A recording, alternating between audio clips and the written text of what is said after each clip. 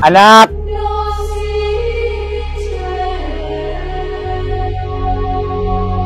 Alam niyo bang malaking kasalanan yung ginawa niyo ngayon? Ha? Lalong-lalo na siya, oh. Kita-kita ko. Anong pangalan mo, anak? Ha? Ken. Ikaw? Alfred. Alfred. Alfred, si Ken. Ano bang ginagawa niyo dito? Tambay lang kayo dito. Para ano, mga meet up sa mga grupo nyo. Maraming grupo. Walang grupo, ano lang, parang ano lang, mga grupo lang, grupo. Kaya pala, no, mga estudyante ba kayo? Saan kayo nag-aaral? Ilang taon na ba kayo? Kayong lahat? 17.